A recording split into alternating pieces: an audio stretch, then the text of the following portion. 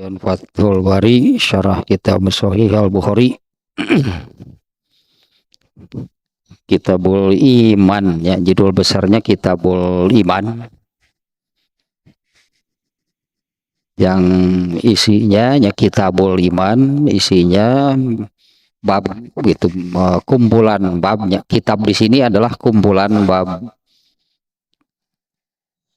yang terkait dengan iman. Nah, Imam Bukhari membahas berarti ya tentang iman di dalam kitab Sahihnya ini, seluruhnya itu 43 bab, artinya cukup panjang ya. Imam Bukhari membahas tentang iman. Nah, ini menunjukkan ya permasalahan iman bukan permasalahan sederhana. Imam Bukhari-nya sampai membuat 43 bab tentang iman. Nah, di mana di setiap awalnya, di awal kajian Kitabul Iman ini selalu saya sampaikan inti itunya dari yang namanya beriman. Namanya beriman itu adalah mempercayai benarnya atau kebenaran agama Islam. Jadi yang disebut beriman itu adalah mempercayai kebenaran agama Islam, ya, kemudian menerimanya dan menganutnya sebagai agama. Itulah yang namanya beriman, itu yang mempercayai benarnya agama Islam, menerimanya, kemudian menganutnya sebagai agama.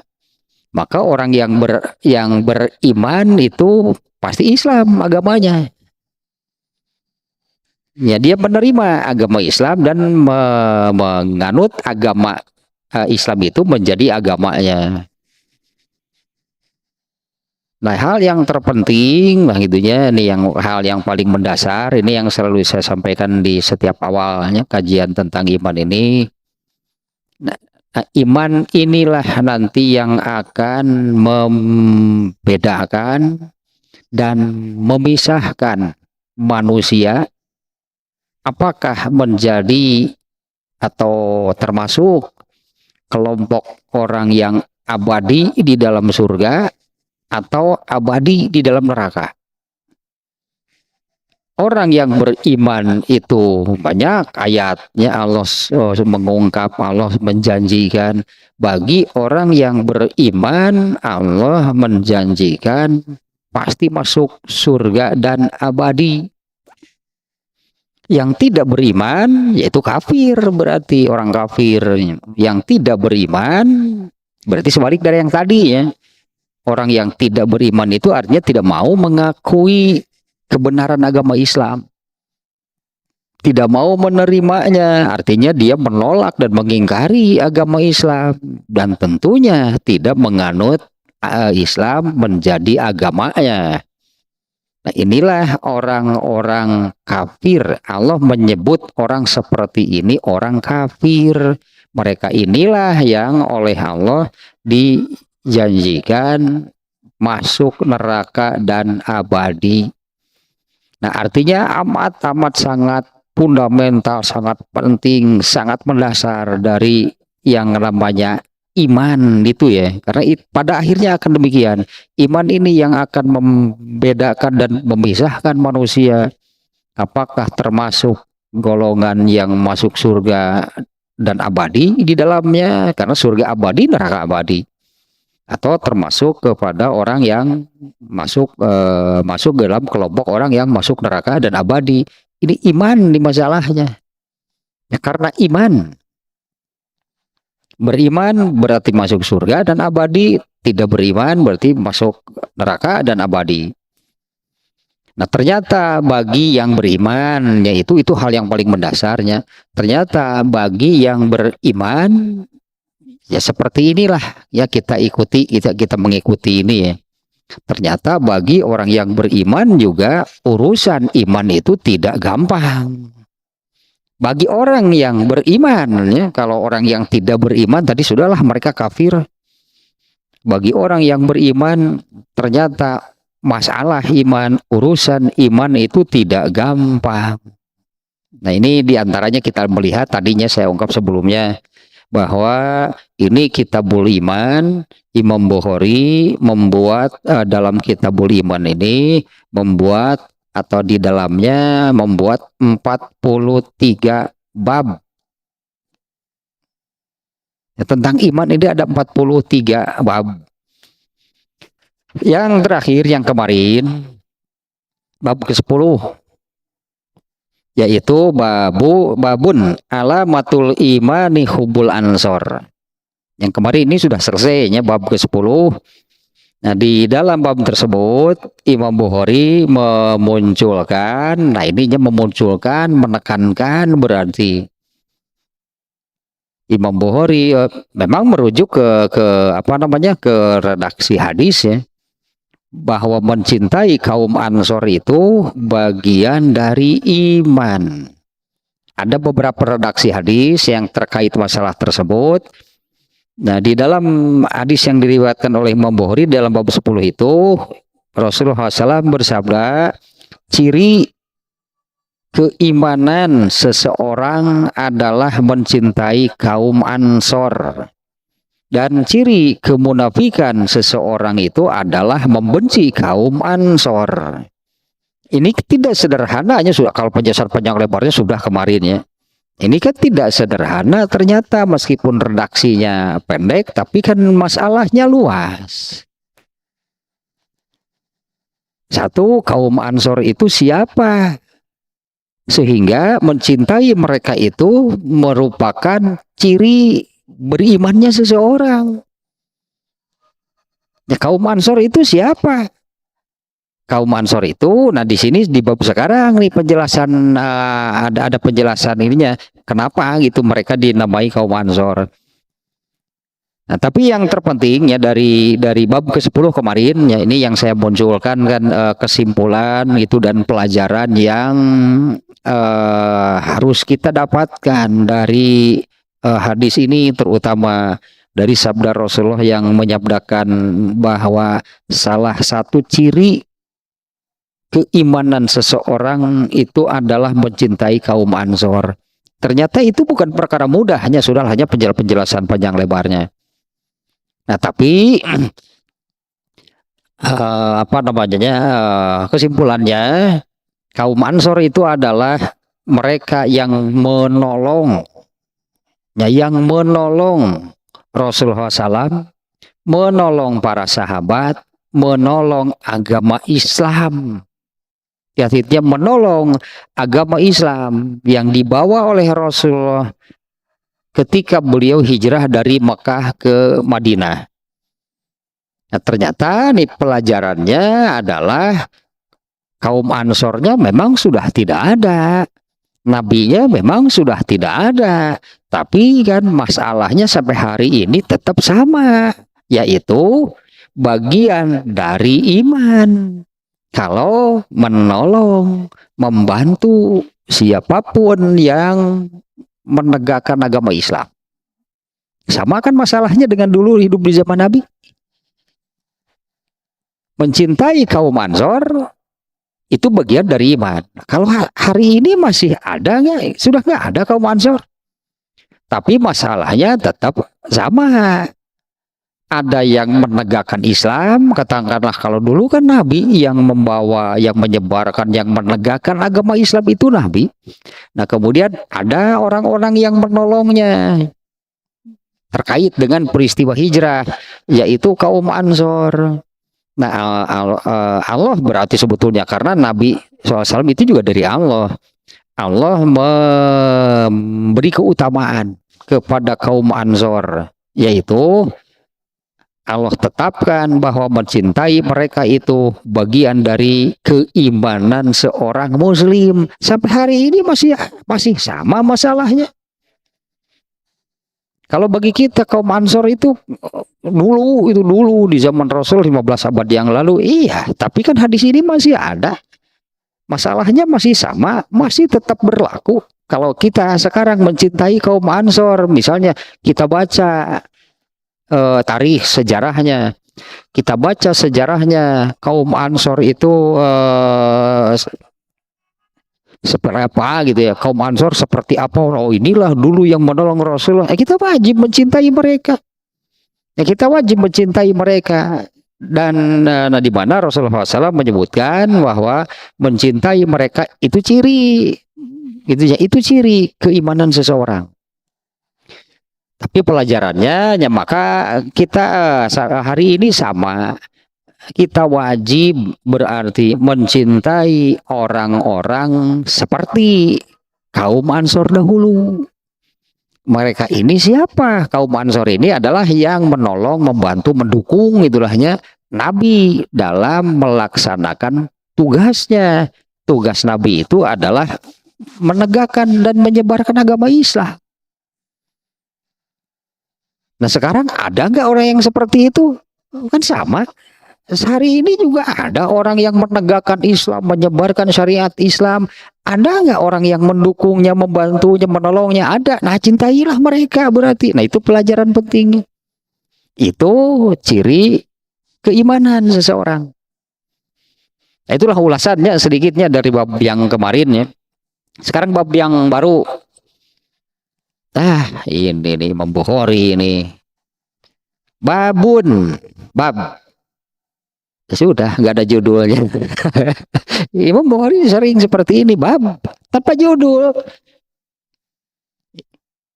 Bab ke-10 yang kemarin yaitu sekali lagi ya nih bab ke-10 yang barusan ulasannya sedikit lahnya, saya berikan ulasan sedikit.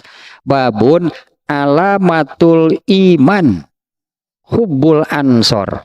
Bab ciri, alamat, tanda keimanan seseorang itu adalah mencintai kaum Ansor. Nah itu bab 10. Sekarang bab 11. Bab tanpa judul. Bab saja. Aslina. Aslina bisa ningali. di dalam kitabnya itu bab tanpa judul. Tapi nggak aneh sebetulnya ya. Karena Sahih Bukhari kan, ini kitab Fathul Bari ya, syarah Sahih Al-Bukhari. Imam Al-Bukhari itu bukan hanya di sini, bukan hanya di 1-2 tempat apa namanya membuat apa namanya babnya seperti ini, bab tanpa judul. Ini hanya salah satunya. Itu metode Imam Bukhari. Nah, itu metode Imam Bukhari dan berlaku ini kalau kita baca kitab Sahih Bukhari gitu ya. Kalau kita membaca kitab Sahih Bukhari, nah akan menemukan hal seperti ini. Bab apa ini? Nggak ada judulnya. Hanya bab saja. Tapi ini metode Imam Bukhari, bukan tanpa maksud. Masa emang Imam Bukhari itu, Imam Bukhari itu belum ada judul gitu. Judulnya itu bab naon, belum ada judul. Ari pek pohon tapi kemawat candi judulan. Imam Bukhari nama maut, iya candi judulan pohon. Nah bukan seperti itu. Ada maksudnya. Nah maksudnya seperti ini. Ini untuk semuanya mungkin kita membaca Sahih Bukhari menemukan karena ini bukan hanya di 1-2 tempat Imam Bukhari seperti ini nih ya. Di banyak tempat Imam Bukhari membuat yang seperti ini bab. Maksud Imam Bukhari ini metode Imam Bukhari dalam penulisan kitabnya.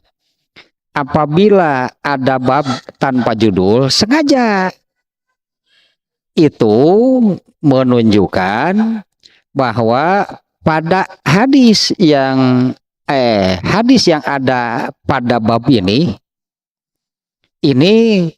tidak diberi judul tersendiri.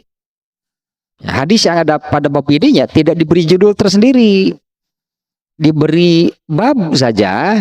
Ini untuk menunjukkan bahwa hadis yang ada pada bab 11 ini bukan kondisinya oleh Imam Bukhari dikondisikan, itu bukan kondisi hadisnya. Oleh Imam Bukhari dikondisikan seperti ini. Hadis ini nanti di bab 11 untuk dimasukkan di bab ke-10 itu tidak bisa. Tapi pisahkan bab 11 diberi judul sendiri juga ternyata masih ada kaitan dengan bab 10. Jadi bab ini, bab ke-11 ini ya, bab tanpa judul. Adapun hadisnya ini untuk diberi judul tersendiri sebagai bab baru gitu ya, bab ke-11. Tidak bisa. Tapi untuk dimasukkan ke dalam bab 10 sebagai hadis yang kedua. Tadi di bab 10 kan hadisnya ayatul iman hubul ansor gitu kan hadisnya.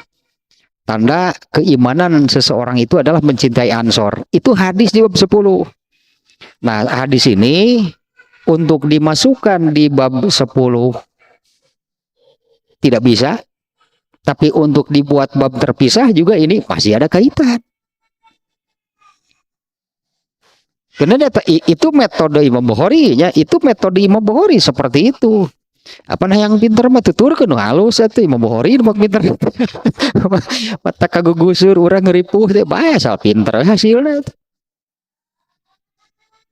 Ya ini cara Imam Bukhari mengajar sebetulnya. Inilah cara Imam Bukhari mengajari pemahaman bagaimana memahami hadis. Imam Bukhari guru terbaik, gak akan ada yang lebih. Jadi kan metodenya diantaranya metode penyusunan babnya. Sebetulnya pada judul-judul yang ada di Bukhari juga itu bukan hal yang sederhana. Judul nawai bahasen gitu yang Bukhari, judulnya saja itu kalau dibahas panjang. Nah sekali lagi nih, ini bab 11 sekarang ya, bab apa? Nggak ada, babnya tanpa judul.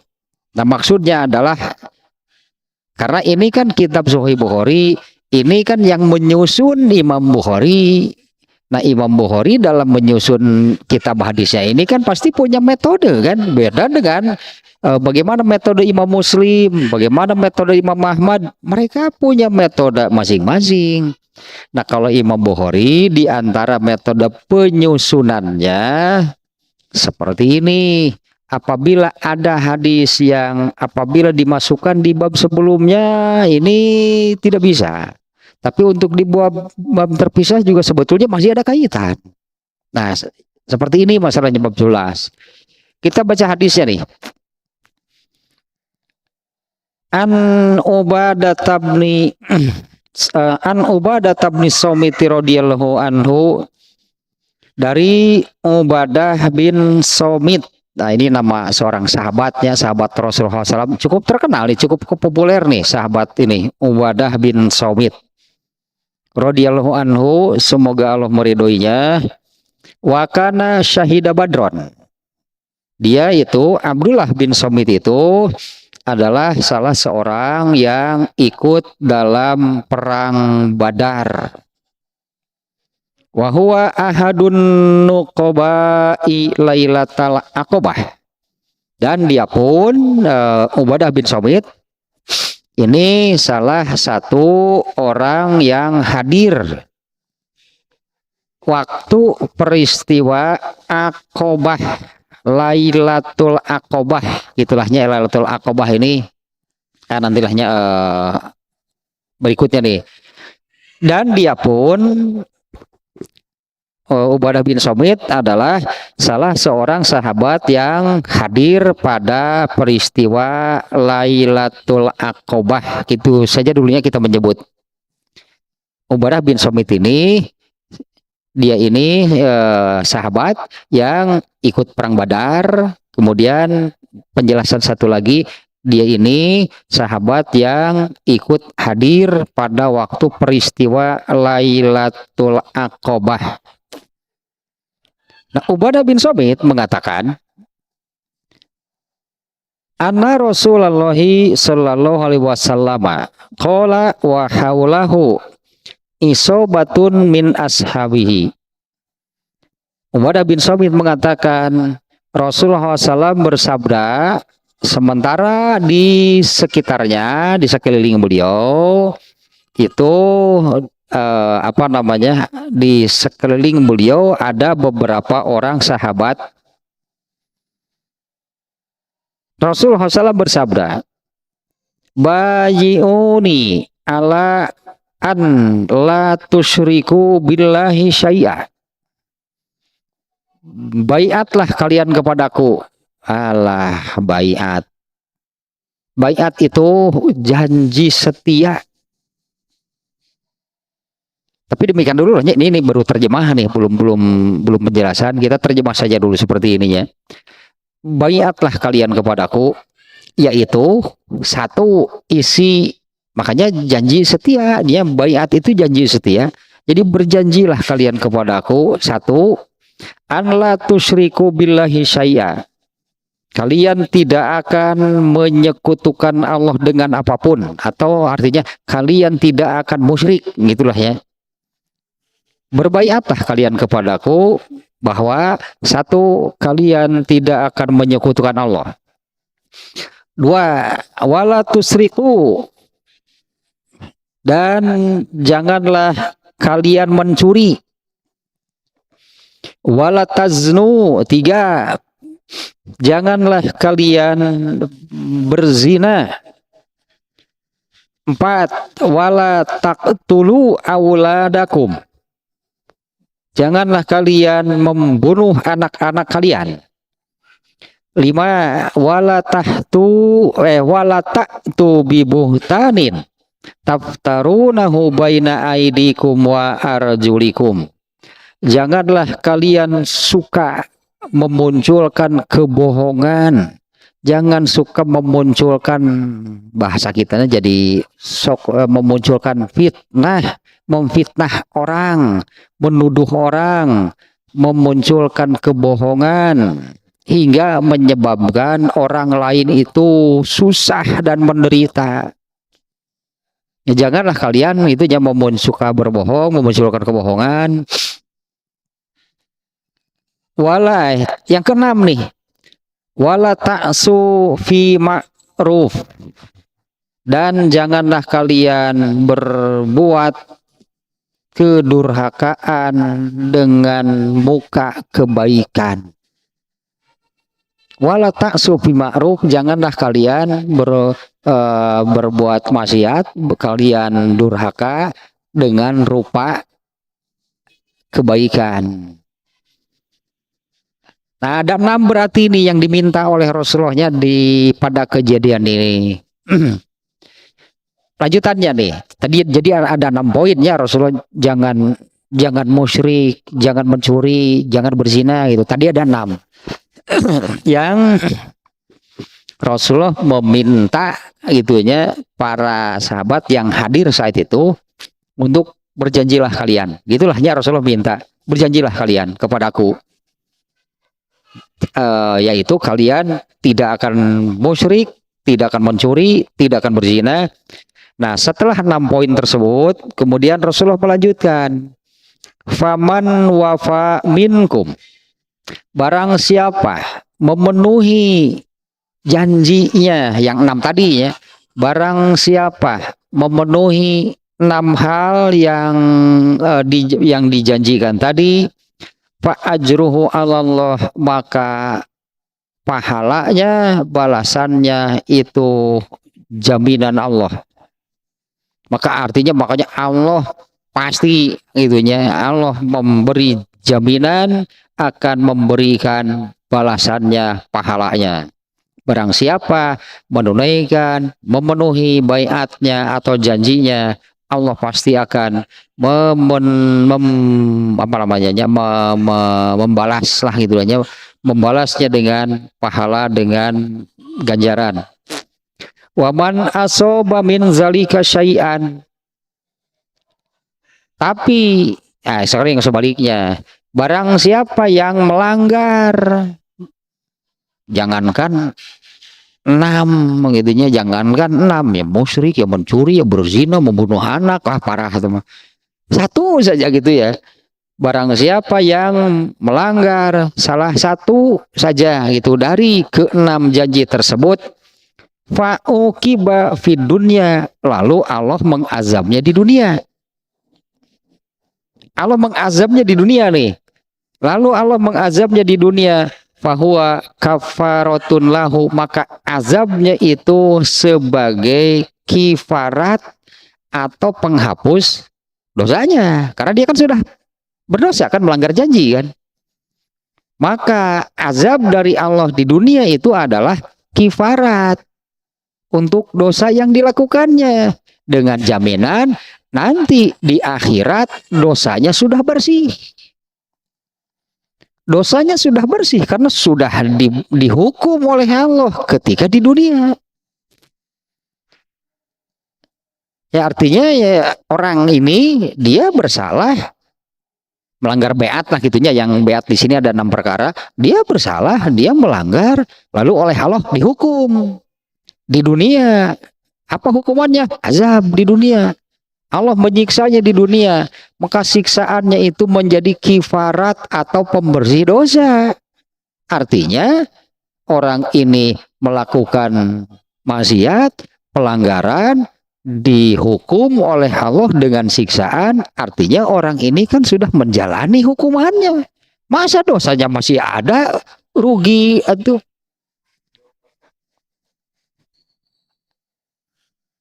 Azab siksaan dari Allah itu sebagai kifarat. Allah timpakan azabnya di dunia. Sebetulnya ini termasuk orang yang beruntung Allah menyiksanya di dunia. Karena kalau yang berikutnya nih, lanjutan dulu nih redaksi hadis berikutnya. Waman asoba min zalika syai'an. Nah, barang siapa melanggar, disebutlah berikutnya, barang siapa melanggar salah satu saja dari 6 poin tadi baiat, fa'uqiba fid dunya, lalu dia disiksa di dunia oleh Allah, fahuwa kafaratun lahu, maka siksaannya itu sebagai kifarat, bahasa Arabnya kifarat, kafarat atau penghapus dosa. Yang mananya seperti barusan, berarti orang ini sudah menjalani hukuman atas pelanggarannya. Berarti kan orang ini sudah menjalani hukuman, Allah sudah menyiksanya. Nah, itulah hukuman dari Allah. Bersih berarti dosanya, karena saya sudah membayar, gitulahnya. Saya sudah membayar kesalahan saya dengan menjalani hukuman yang Allah timpakan.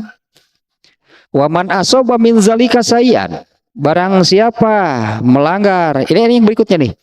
Barang siapa melanggar salah satu dari isi baiat tadi, summa satarahullah, kemudian Allah menutupinya, Allah tidak menyiksanya, ngerasa aman nih, seolah-olah oleh Allah ditutupi, nggak ada yang tahu dia melanggar. Kemudian oleh Allah juga tidak disiksa sebagai hukuman atas pelanggarannya. Fahuwa ilallah, maka itu terserah Allah. In sya'a afa'anhu wa in sya'a aqabahu. Maka itu terserah Allah. Apabila Allah menghendaki, maka Allah memaafkannya, mengampuninya. Artinya di dunia tidak disiksa, di akhiratnya selamat. Mungkin demikian. In sya'a afa'anhu, jika Allah menghendaki, Allah memaafkan. Artinya waktu di dunianya kan tadi ditutupi oleh Allah, tidak ada orang yang tahu. Kemudian oleh Allah juga tidak disiksa sampai meninggal. Katakan sebetulnya dia membawa dosa kan? Dia membawa dosa nih meninggalnya. Tapi kalau Allah menghendaki mengampuninya, ya oleh Allah diampuni.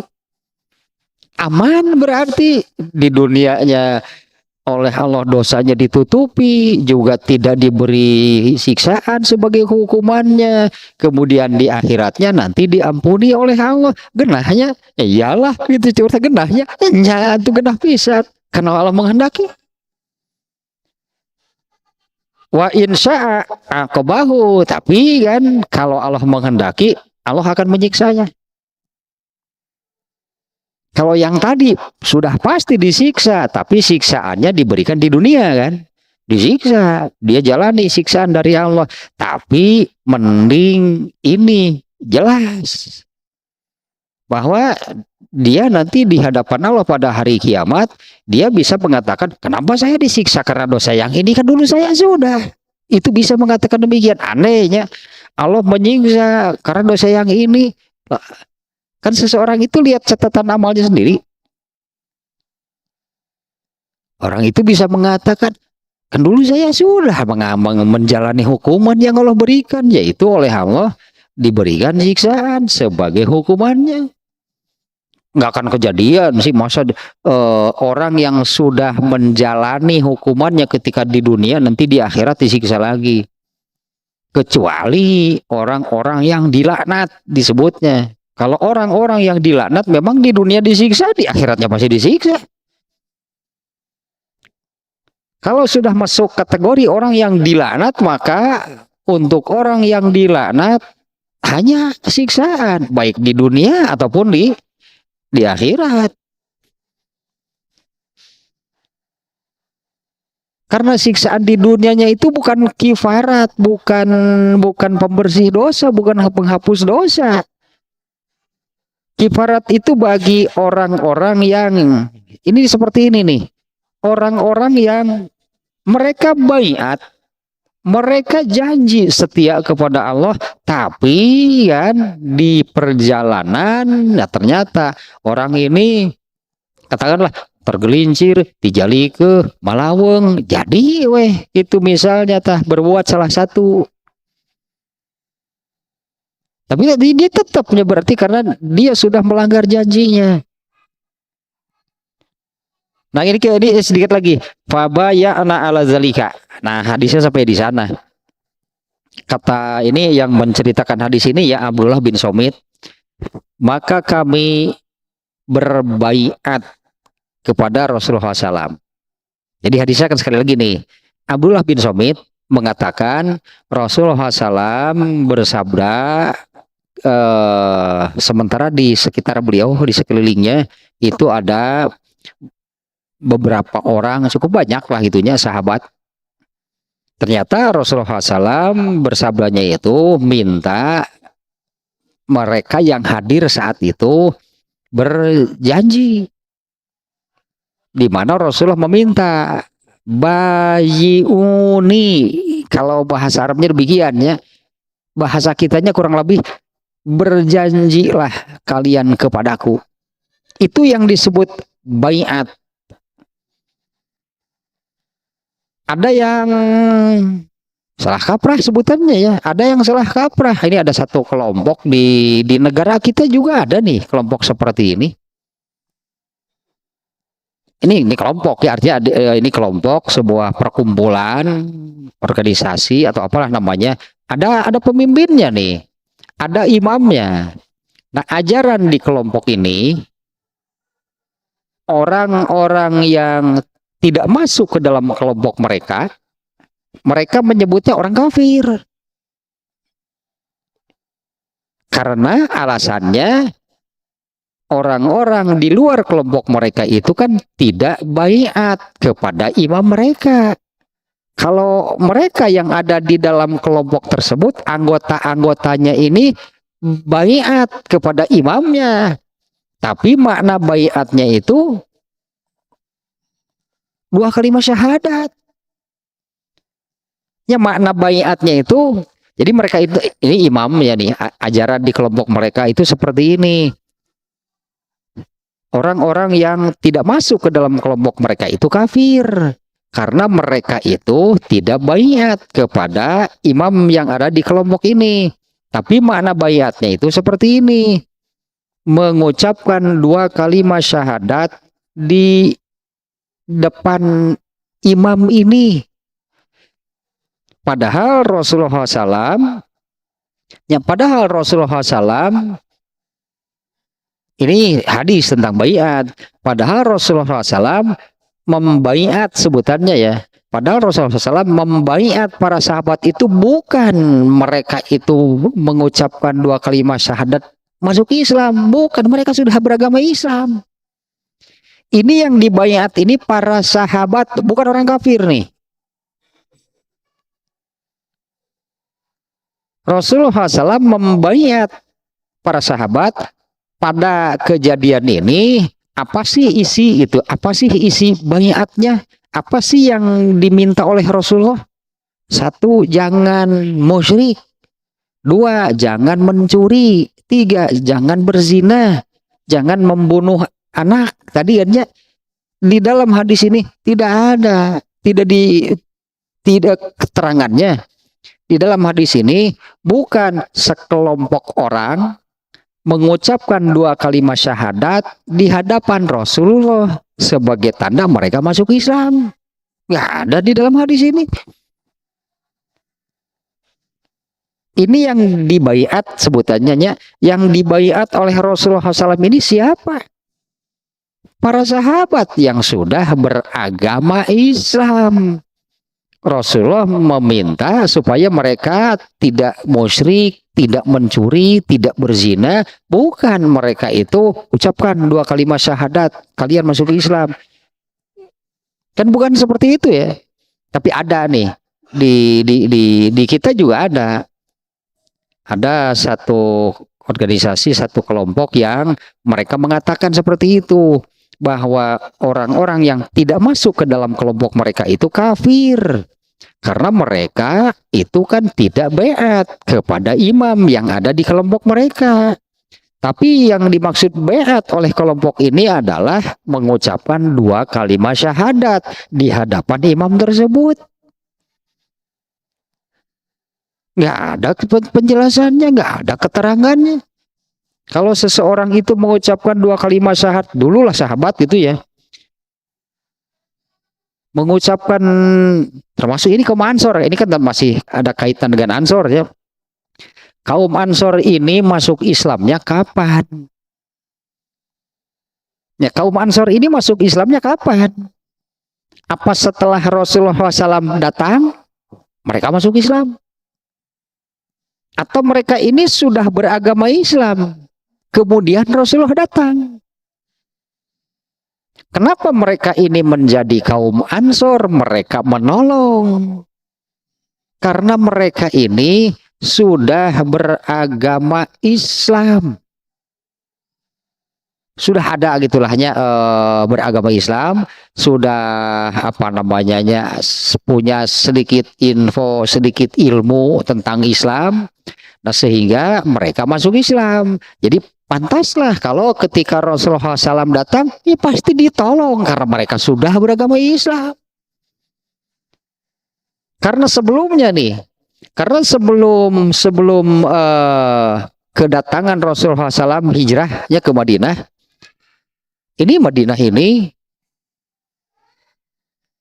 dikuasai oleh apa namanya, segala bidangnya gitulah, segala bidangnya itu oleh Yahudi. Perdagangannya pola Yahudi, sosialisasinya pola Yahudi, pokoknya pengaruh Yahudi di Madinah itu sangat kuat.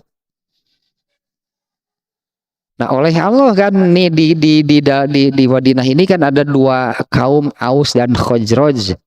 Oleh Allah diluluhkan hati mereka, bermusuhan beratus tahun jadi saudara, kan ajaib.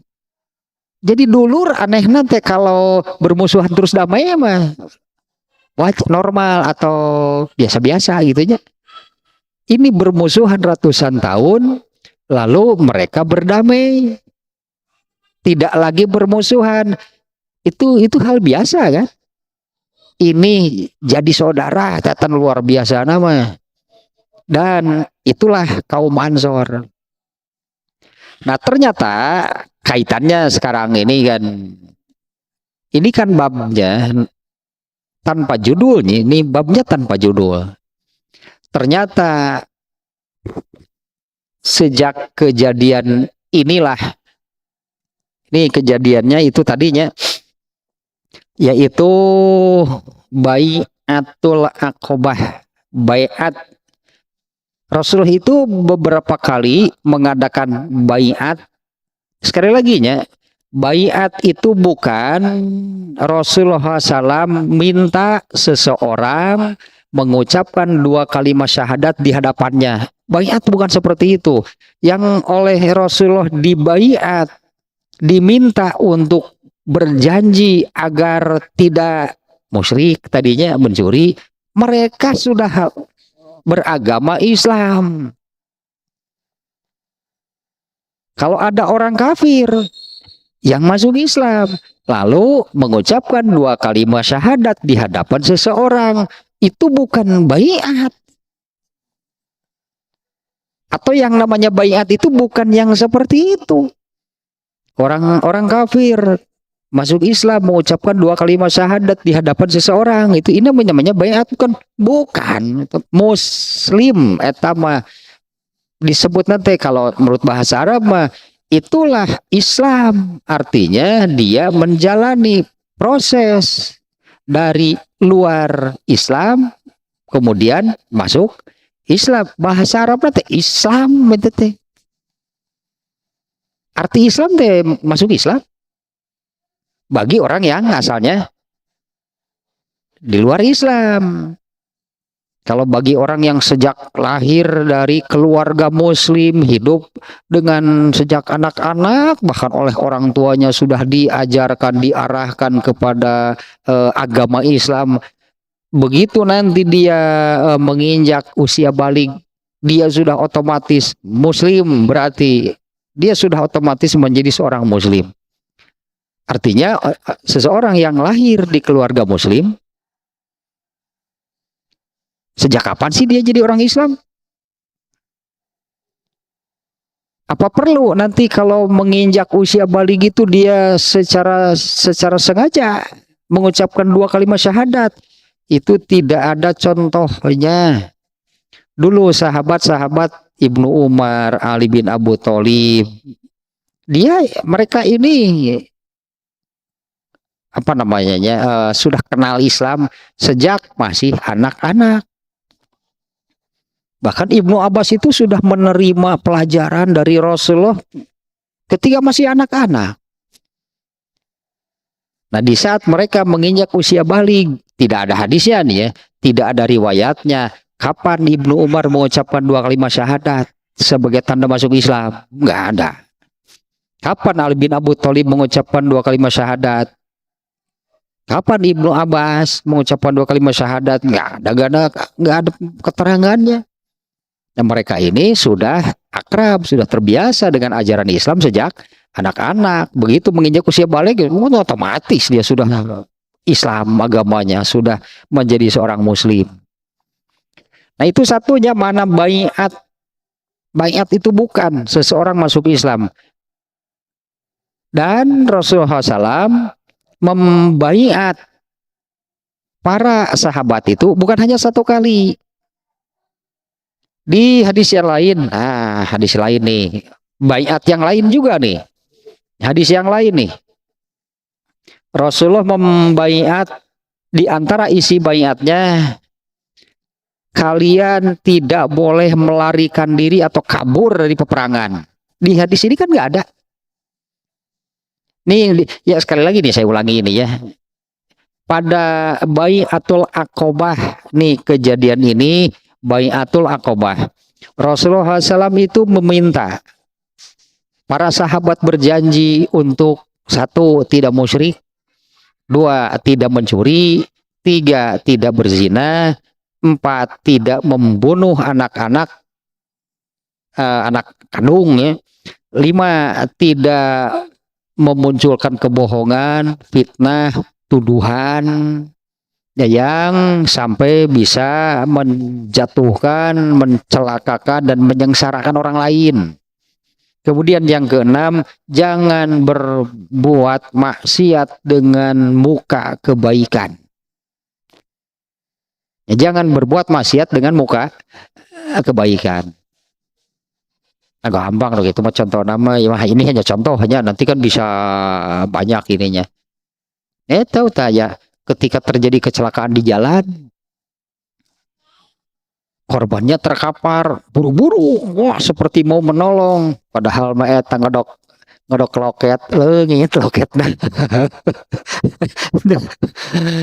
buru-buru gitu, seperti orang yang mau menolong, mau ikut bagaimana. Ya, orang mengira dia kan mau menolong kan, karena dalam situasi seperti itu. Nah, ternyata kan leungit ta duit dina sakuna, leungit HP-na. Nah itu ini contohnya berbuat maksiat, berbuat durhaka dengan muka, dengan rupa kebaikan. Ya kan orang-orang melihat seolah-olah dia ini kan wah menolong sigap, ya, sigapnya kena saku dikodokan sakuna. Itu contohnya, artinya bisa beragam nanti. Jadi seperti yang orang menilai orang ini sedang berbuat kebaikan, padahal ya tadi kan maksudnya juga mau ngambil uang di saku si korban, mau ngambil HP si korban. Nah di hadis yang lain ada bai'atur ridwan. Ya bai'atur ridwan, bai'at. Setiap bai'at itu ada namanya, saya lupa lagi nama satu persatunya ya. Ini diantaranya kalau yang di sini bai'atul aqobah. Nah isinya adalah apa yang sudah disebutkan tadinya, ada 6 poin kan yang diminta oleh Rasulullah. Dan yang diminta untuk berjanji agar memenuhi 6 poin tadi orang Islam. Jadi salah kaprah kalau ada yang menyebut baiat tapi maksudnya mengucapkan 2 kalimat syahadat di hadapannya. Beat nanahaun sih gak gitu, udah beat malin gitu. Ini yang dibaiat orang Islam, bukan orang kafir diperintah masuk Islam. Karena di hadis ini kan Rasulullah tidak memerintah untuk mengucapkan 2 kalimat syahadat. Berjanjilah kalian kepadaku agar gitu untuk tidak. 6 poin tadi. Nah sejak kejadian ini Rasulullah SAW menamai, karena benar ternyata nih bahwa mereka yang hadir dalam apa namanya tadinya acara kegiatan bai'atul aqobah, ya para sahabat yang hadir yang diminta oleh Rasulullah untuk berjanjilah kalian agar untuk tidak, 6 poin tadi, benar mereka ini membuktikan, mereka memenuhi janjinya, mereka penuhi 6 poin yang diminta oleh Rasulullah tersebut. Nah kemudian Rasulullah SAW memberi nama mereka Ansor. Ini sababul nuzulnya. Kenapa mereka disebut Ansor? Kalau menolong iya gitu, tapi Rasulullah memberi nama itunya. Rasulullah memberi nama mereka kaum Ansor. Nah dari kejadian ini ternyata memang mereka bisa jadi, bukan bisa jadi sihnya, atau bisa jadilah, bisa jadi Rasulullah juga kan menguji bener nggak orang-orang ini, orang-orang yang mau menolong. Karena kan kaum muhajirin itu orang-orang Mekah yang hijrah meninggalkan Mekah menuju Madinah, termasuk Rasulullah sendiri kan, beliau hijrah dari Mekah ke Madinah. Orang-orang yang hijrah dari Mekah ke Madinah atau kaum muhajirin ini kan amat sangat membutuhkan pertolongan. Gak bawa bekal, gak bawa uang, gak bawa apa-apa. Mereka hijrah karena Allah memerintah. Muhajirin, mereka orang yang hijrah. Bahkan kalau sampai di Madinah nanti tidur di mana, mau makan apa. Sebetulnya sampai seperti itu karena kan mereka yang hijrah tanpa perbekalan. Mau tidur di mana, mau tidur di mana, apalagi nanti tinggalnya di mana, mau makan apa. Nah, kaum muhajirin ini orang-orang yang amat sangat lah itunya memerlukan pertolongan. Nah, ternyata orang-orang Madinah diuji lah gitu oleh Rasulullah, berjanjilah kalian untuk tidak musyrik, tidak. Ternyata mereka benar. Mereka benarnya memenuhi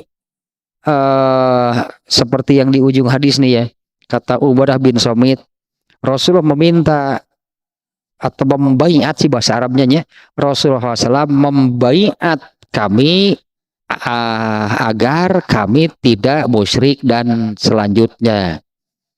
Nah, bahasa kitanya boleh disebut Rasulullah itu minta janji setia dari kalian. Rasulullah SAW ingin melihat bagaimana kesungguhan, keseriusan dan kesetiaan mereka terhadap Islam. Terhadap Islamnya yang pokok adalah terhadap Islam.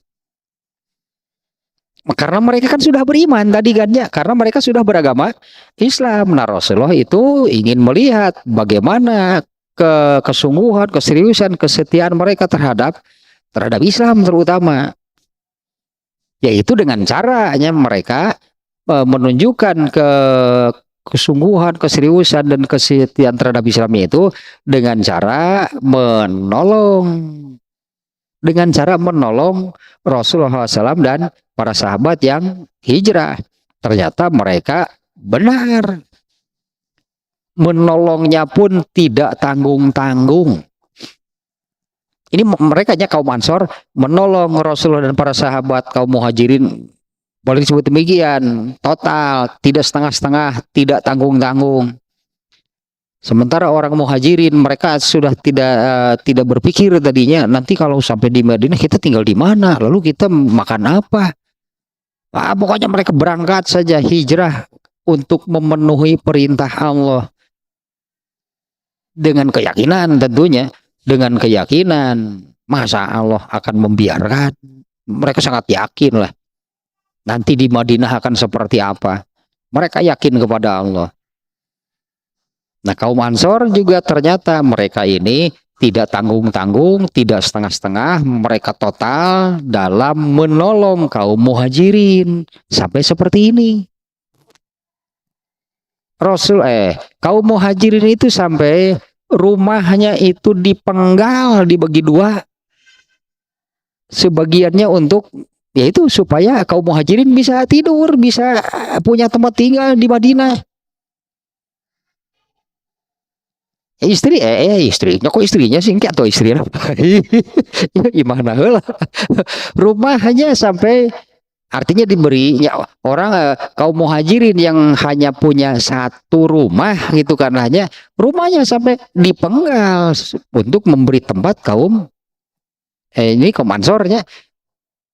Ya, kaum Ansor yang hanya punya satu rumahnya sampai dipenggal, dipindingan atau diberi pembatas lah sebagiannya untuk tinggal bagi Muhajirin.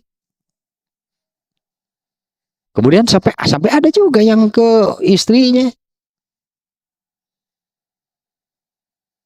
Ini istri saya, silahkan kamu yang mau yang mana, nanti saya ceraikan. Itulah Muhajirin.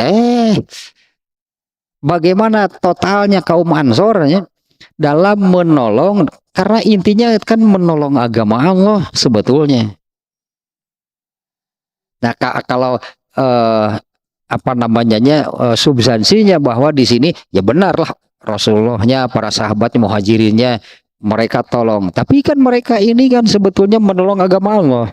Nah, itulah tadi substansinya dari bab 10 ya, karena ini masih ada kaitan sangat erat bahwa mencintai orang-orang yang menolong agama Allah itu bagian dari iman. Hari ini juga kan orang-orang seperti itu masih ada kan?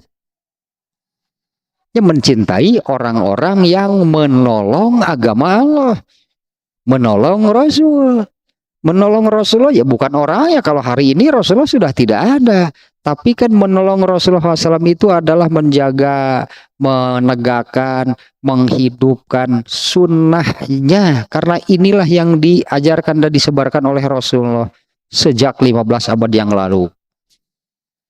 Nah, maka orang-orang yang mencintai nih, orang-orang yang mencintai mereka yang menolong tadilah menegakkan, menyebarkan agama Allah, menyebarkan Al-Quran, menyebarkan sunnah. Nah, mencintainya itu bagian dari iman. Artinya ada pahalanya. Bukan hanya sekedar bagian dari iman, berarti ada pahalanya. Mencintai kaum Ansor itu diberi pahala oleh Allah. Paling kan kaum Ansor siapa? Artinya ya pelajarilah mereka siapa supaya nanti kita tahu, oh ini nih yang kalau saya mencintainya, ini bagian dari iman saya dan Allah memberinya pahala. Ini salah satunya nih Ubadah bin Somitnya yang ada di hadis ini. Dia ini seorang kaum Ansor. Anas bin Malik kaum Ansor. Nah, mencintai mereka itu bagian dari iman dan Allah memberi pahala. Termasuk juga hanya memang kalau kita mengambil substansi kan tidak menyebut Ansor lagi, berarti substansinya di bab yang kemarin adalah orang-orang yang menolong mereka, orang-orang yang menolong orang, yang menegakkan, itulah menyebarkan agama Islam. Itu juga kita wajib mencintai orang-orang yang seperti itu. Itu juga bagian dari iman sama. Nah, kembali lagi ke sini nih ya. Ini masalahnya satu tadi yang perlu saya jelaskan dari hadis ini tentang baiat. Saya kira sudah cukup jelasnya. Apabila seseorang baiat kepada seseorang bukan mengucapkan 2 kalimat syahadat. Baiat itu kalau di pesantren misalnya, di pesantren juga suka baiat. Sebelum masuk kelas kan suka ada upacara. Seminggu sekali lah. Tadi ketika upacaranya itu ada baiat, sebutannya kalau di lingkungan pesantren apa saja ya disebutkanlah. Misalnya saya tidak akan kesiangan, saya tidak akan anu. Artinya kan berjanji untuk seperti itu. Itu baiat namanya. Ya berjanji, artinya baiat itu janji. Bukan prosesi masuk Islam. Itulahnya baiat itu bukan prosesi masuk ke Islam. Nah, satu tentang baiat, kemudian yang kedua ini baiatul aqobah nih yang disebutkan di hadis ini kejadiannya baiatul aqobah. Pada baiat yang lain ini yang saya ingat sajanya karena ada beberapa kali Rasulullah membaiat para sahabat tapi dengan poin-poin yang beda-beda. Di kesempatan yang lain, saya ingat di satu hadis Rasulullah SAW itu di antara poin baiatnya adalah jangan kabur, jangan lari dari peperangan. Yang lainnya kurang lebih samanya, yang jangan mencuri, jangan berzina. Nah, di antaranya pada waktu kesempatan yang lain ada poin di dalamnya itu ya agar para sahabat itu berjanji. Artinya berjanji setia kepada Nabi agar atau untuk tidak lari atau kabur dari medan perang. Nah, kemudian hadis ini tadinya ini kaitan dengan bab ke-10. Bab ke-10 adalah bagian dari iman seseorang apabila dia mencintai kaum Ansor. Nah, hadis ini menerangkan bahwa kaum Ansor itu dimunculkan atau sebutan Ansor untuk mereka orang Madinah yang menolong Rasulullah SAW itu dimunculkan oleh Rasulullah. Sebutan itu dari Nabi. Ya, sebutan itu dari Nabinya. Mereka itu seperti ini nih. Rasulullah siapa? Abu Jahal. Jahlun tuh bodoh. Sebelumnya Abu Jahal itu mendapatkan sebutan yang sangat baik, Abul Hikam. Abul Hikam itu artinya si cerdas, si bijak. Karena Abu Jahal ini tempat orang bertanya kalau punya masalah ke Abu Jahal, beres ke Abu Jahal mah. Artinya karena ininya otaknya jenius, brilian, orangnya bijak. Tapi kemudian setelah setelah turun Islam, Abu Jahal menolak untuk beriman, menolak untuk masuk Islam. Rasulullah kemudian menyebut Abul Hikam ini dengan sebutan baru, Abu Jahal. Artinya si dungu, munjuk orang. orang secerdas ini dia tidak mau menerima Islam. Teka artinya mencek orang mah, teka artinya dan lain jelema bodoh atau pinter Abu Jahal mah. Tapi ternyata memang benar sebetulnya menurut akalnya, menurut hati nuraninya Islam itu benar. Ini Abu Jahal nih ya, akalnya membenarkan, hati nuraninya membenarkan. Hanya saya gengsi. Tak alasan Abu Jahal mah gengsi atau nanti saya ini malah disebut dia disangka kalah oleh disangka kalah gitulah, disangka berada di bawah kaum eta teh Bani Manaf teh eta teh Abu Jahal mah eta nu ngahalangan teh persaingan antar iya itu persaingan antar suku. Abu Jahal suku Bani Kusoy, Rasulullah sukunya Bani Abdul Manaf, mereka ini bersaing. Kalau saya mengakui kerasulan Muhammad, oh berarti saya mengaku kalah. Eta alasan teh. Padahal secara akal, secara hati nurani Abu Jahal itu menerima, karena Abu Jahal bukan orang bodoh, cerdas, jenius Abu Jahal mah. Masa orang seperti itu tidak mampu memahami Islam? Itulahnya masa orang sejenius itu, sebrilian itu tidak mampu benarnya Islam. Ya ternyata iya membenarkan. Nah itu aja. Setelah dia tetap tidak mau beriman, kemudian sebutannya yang baru dimunculkan oleh Rasulullah, Abu Jahal, itu Rasulullah yang memunculkan. Nah seperti di sini Ansor, kata siapa? Rasulullah yang menyebut. Ya mereka kaum Ansor ini adalah orang-orang yang menolong Rasulullah SAW dan para sahabat ketika mereka hijrah dari Mekah ke Madinah. Oleh Allah, oleh Rasulullah, kaum Ansor itu diberi keutamaan, keistimewaan, yaitu siapapun yang mencintainya itu menunjukkan keimanan dirinya. Siapapun yang mencintai kaum Ansor oleh Allah diberi pahala. Mencintai kaum Ansor gitu aja, mencintai ini mereka kaum Ansor, mencintai kaum Ansor itu bagian dari iman. Oh, berarti ada pahalanya. Nah, kembali ke hadis ini nih ada sedikit lagi nih yang perlu dijelaskan. Dari isi baiatnya ada 6 poin tadinya. Rasulullah meminta para sahabat berjanji untuk tidak menyekutukan Allah. Agak panjang juga sih ini sebetulnya nih ya. Musyrik lah atau menyekutukan Allah. Karena ini saya katakan agak panjang itu begini. Ternyata tidak semua atau masih banyak, kan sangat disayangkan sebetulnya ya. Ternyata masih banyak orang Islam yang tidak tahu hakikat dari musyrik, sehingga orang Islam tidak merasa karena dia tidak tahu itunya musyrik, hakikat dari musyrik, sehingga banyak orang Islam yang sebetulnya dia itu kena kemusyrikan, melakukan kemusyrikan, tapi ya karena tidak merasa. Itu banyak orang Islam yang seperti itu. Jadi perlu mengetahui apa namanya sebutannya, definisi mungkin lahnya, definisi syirik itu apa, yang bagaimana. Padahal ini ya yang apa namanya hal yang paling mendasar. Kalau di 6 poin ini Rasulullah meminta yang pertama adalah jangan musyrik. Itu hal yang paling mendasar. Ya jangan musyrik, jangan menyekutukan Allah.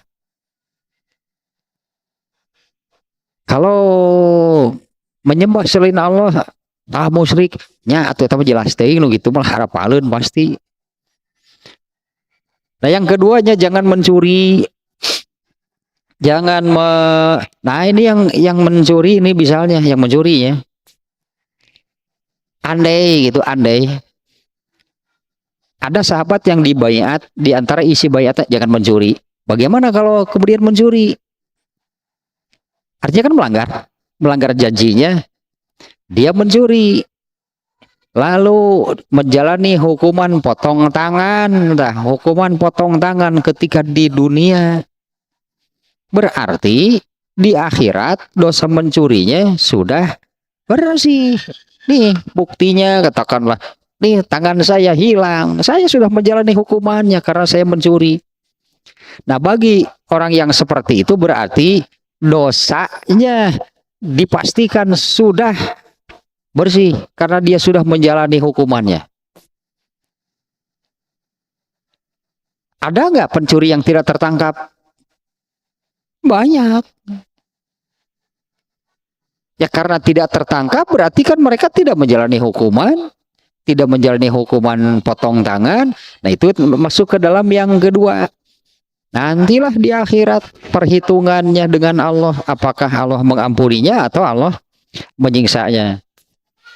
Kemudian nih, wala taqtulu auladakum, jangan membunuh, karena orang-orang jahiliyah itu biasa atau suka terjadi lah, bukan biasanya.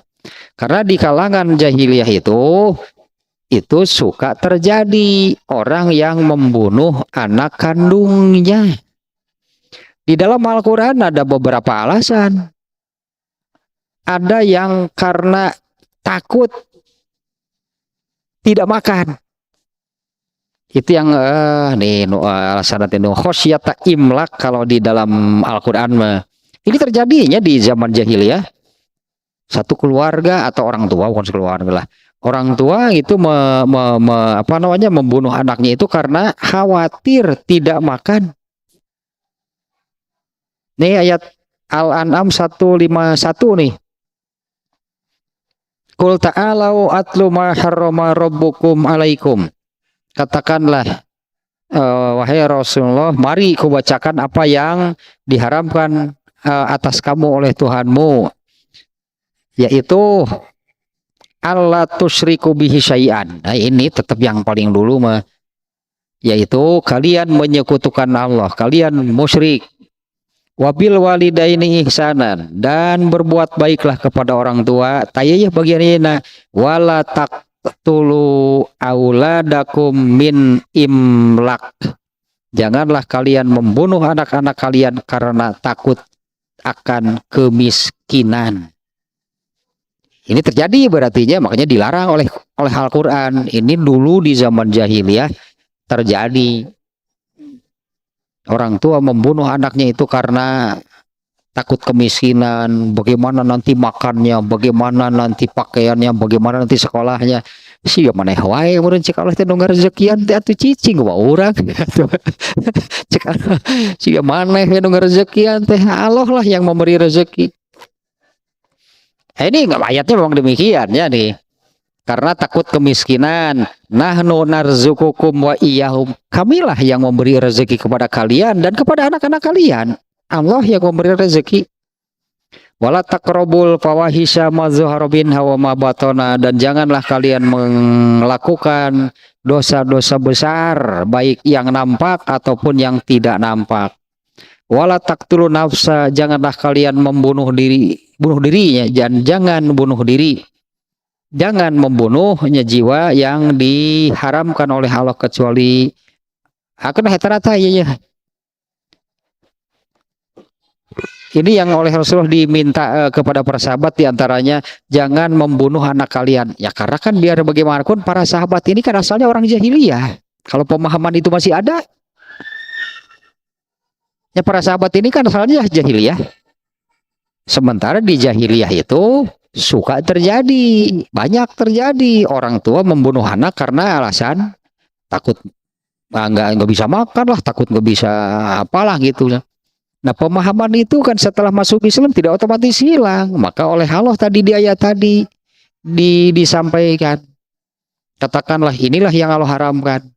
Nah Rasulullah kemudian meminta penegasan lah dari Rasulullah ya, penegasan gitu, berjanjilah kalian, atau bahasa Arabnya tadinya berbaiatlah kalian, berjanjilah kalian kepada aku bahwa kalian itu tidak akan satu dua, nah termasuk ada di dalamnya tidak akan membunuh anak. Kenapa membunuh anak? Nah di Quran ternyata disebutkan Dulu orang-orang jahiliyah itu ada yang demikian, membunuh anak karena anak kandungnya sendiri karena takut tasieun teu kaparaban da macam kurang malah sieun teu kaparaban waktu sieun bagaimana makannya, bagaimana pakaiannya, mun ayeuna kumaha sakolahna. Maneh riweuh cek Allah teh cicing mah urang atuh maneh wae nu ngarejekian teh saya cek Allah teh. Kali maneh jeung riweuh. Atoslah saya kira ini kalau isi ininya ya isi bayatnya ada 6. Kemudian kaitan yang terpenting adalah ini bab tanpa judul disimpan di bab 10 tidak bisa, tapi ini masih ada kaitan. Kaitannya adalah kaum Ansor itu satu kaum yang sebutan Ansornya itu dimunculkan oleh Rasulullah. Rasulullah memunculkan sebutan Ansor bagi mereka itu setelah kejadian Baiatul Aqobah. Jadi sebutan Ansor itunya dari Rasulullah. Seperti tadi Rasulullah yang memunculkan sebutan Abu Jahal untuk orang tersebut.